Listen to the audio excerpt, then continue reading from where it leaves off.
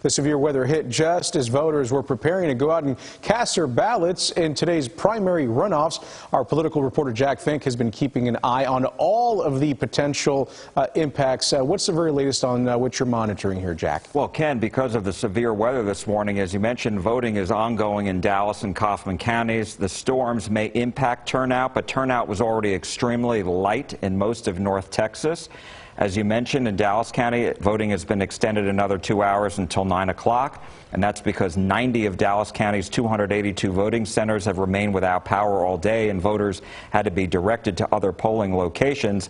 As a result of the extended voting, results from Dallas County's early vote will be released at 9 p.m., and meantime, voting in Kaufman County has been extended in 1 hour until 8 p.m. Of course, one of the biggest races we are keeping a close eye on tonight is in southeast Texas, where the Speaker of the Texas House, Dave Phelan, is fighting for his political career. He's being challenged by former Orange County Republican Party Chair David Covey. We are still waiting for these results to come in from the Secretary of State's office. Covey has been endorsed by former President Donald Trump, Lieutenant Governor Dan Patrick, who's donated some money to this, and then also Attorney General Ken Paxton. Only former Governor Rick Perry has been out there for Phelan. Governor Greg Abbott has sat this race out. Now, here in North Texas, one of the more interesting races is for Texas House District 33, which includes Rockwall, Heath, and downtown Plano.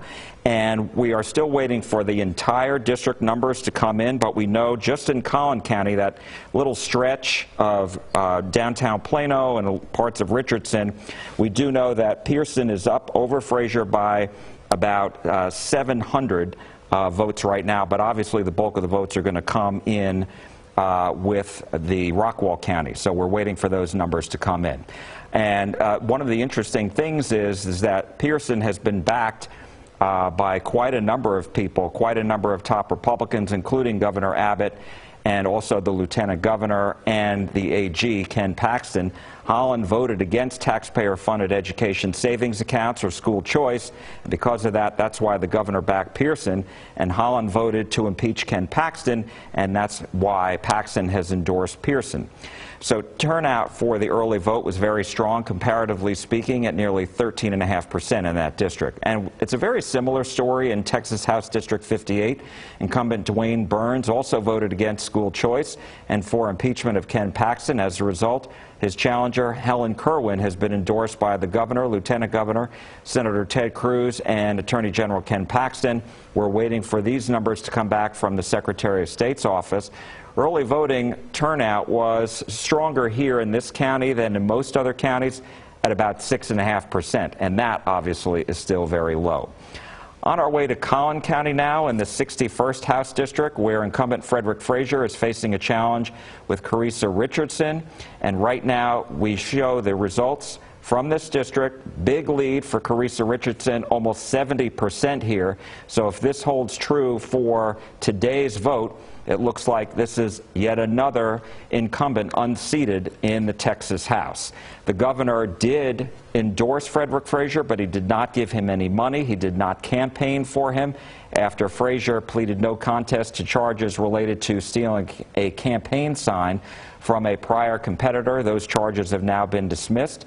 Frazier also voted to impeach Paxton, and Paxton has endorsed Richardson. On to Tarrant County and the 91st House District, where incumbent Stephanie Click is facing a rematch from 2 years ago against challenger David Lowe. So far, Lowe is on top with about 56% of the vote to Click's 44%. One of their main differences has been over abortion. While they both oppose abortion, Lowe favors what's called equal protection laws for a fetus, which means the woman or a doctor could face murder charges. Click disagrees with that, and so this is a race we're going to continue watching. There's also an open congressional seat in the 12th District in parts of Tarrant and Parker counties we're watching. This is between State Representative Craig Goldman and businessman John O'Shea. The results show Goldman has a sizable lead over O'Shea at this point with nearly 65%. Goldman outraised O'Shea by far and won the endorsements of the governor, lieutenant governor, Fort Worth Mayor Matty Parker, and former Governor Rick Perry. O'Shea has been backed by the Attorney General. They are friends. The current member of Congress, Kay Granger, is retiring at the end of her term, and that is why this seat has been open. Goldman really was out there with Governor Abbott last week, and so that has been a very busy. I know he's been waiting to see the results of this. He came very close in the March 5th primary to winning this seat outright. And then I believe we have another race that we are watching. We're actually watching a whole number of races, and we will get back with you, Ken, as soon as we have the results.